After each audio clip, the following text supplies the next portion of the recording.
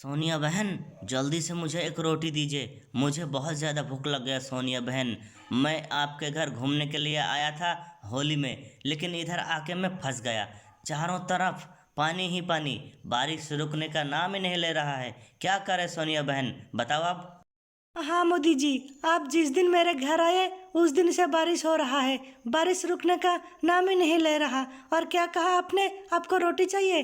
और थोड़ी देर रुक जाइए मोदी जी, फिर दे रहा हूँ आपको रोटी। और राहुल बेटे, तू क्या कर रहा है? क्या कर रहा है तू राहुल बेटे? मम्मी जी, आप देख नहीं रहे हो, मैं किचन में पानी गिरने से रोक रहा हूँ। राहुल बेटे, तू हमेशा उल्टा सीधा काम करता रहता है। जब किचन में फुल पानी भर गया तब उतना पानी रोकने से क्या फ़ायदा? बता, क्या फ़ायदा? छोड़ दे पतीली और इधर आ, रोटी खा ले। देख मैं रोटी बना रही हूँ, आके रोटी खा ले।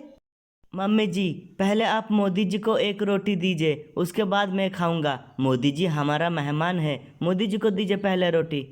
अरे राहुल, कोई बात नहीं, एक रोटी हम दोनों मिलकर खाएंगे, आधा आधा करके। तुम इधर आ जाओ, छोड़ दो पतीला। क्या फ़ायदा पतीले से पानी रोकने से? अभी बताओ क्या फ़ायदा। इधर आओ, रोटी खा लो।